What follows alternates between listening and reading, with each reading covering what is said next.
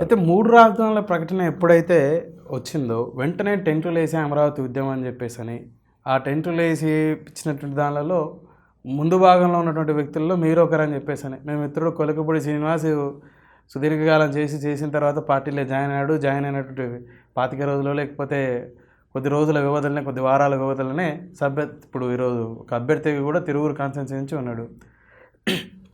బాలకోటయ్య గారు ఏ స్వార్థంతో ఆ ఉద్యమంలో పాల్గొన్నాడు అనేది పెద్ద ప్రశ్న. మీకు ఉద్యమం చేసింది బాలకోటే కాదు, కొలకపూడి శ్రీని కూడా కాదు, భూములు ఇచ్చిన రైతులు, మహిళలు. ఆ ఉద్యమానికి అండగా ఉద్యమంలో పాల్గొన్నాం.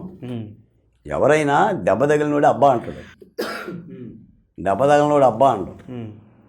అమరావతి రైతులు ఉద్యమం చేస్తారు, భూములు ఇచ్చిన వాళ్ళు. దానికి మద్దతుగా చాలామంది వచ్చారు, ఒక బాలకోటయ్యేం కాదు. కాబట్టి బాలకోటయ్య బలంగా పనిచేశాడు. అంటే ప్రభుత్వం ఎంత దాష్టీకం చేసినా కూడా ఎదిరించి పోరాడాం.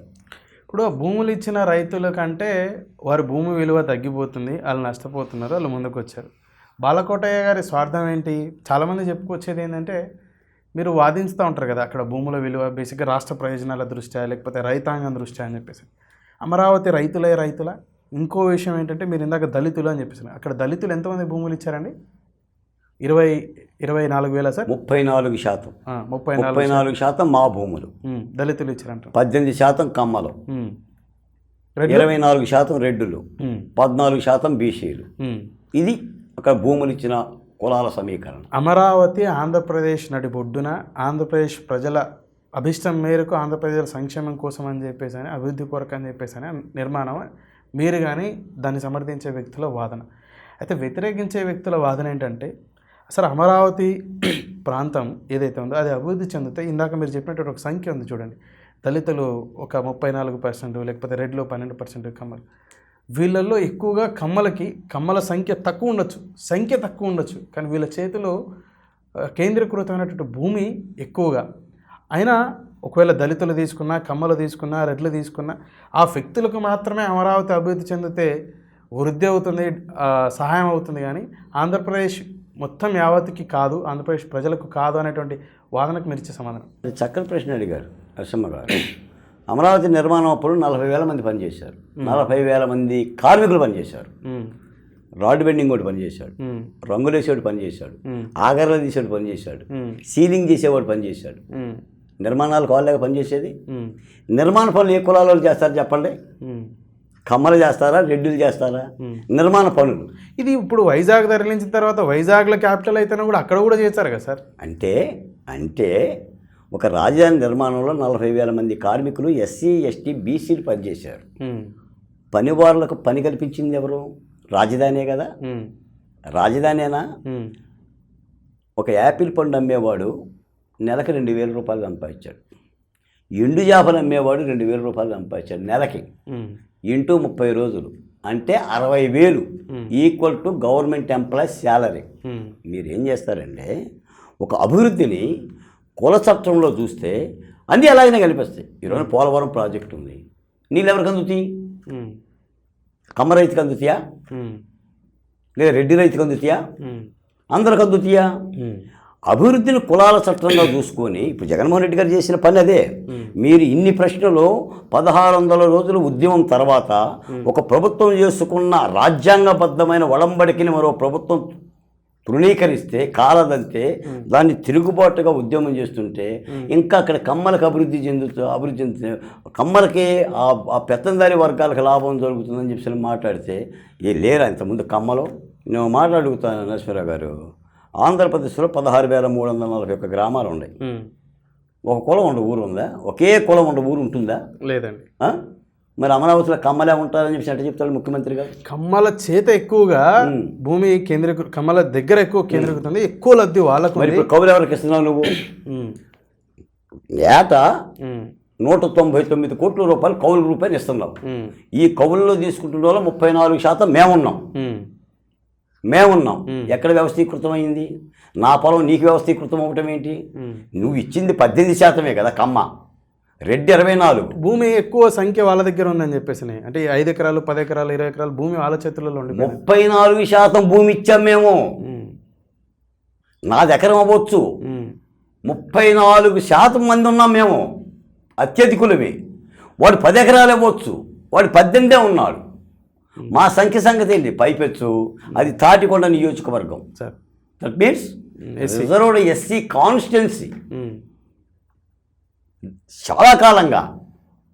అందుకని కులం కోణంలో అమరావతిని చూపించడం ముఖ్యమంత్రి గారి యొక్క రాజకీయ వ్యూహం. ఆ వ్యూహంలో పడిపోవడం కొంతమంది యొక్క మేధావుల యొక్క పరిస్థితి. మీరు దీంతో ఏకీభవిస్తారా?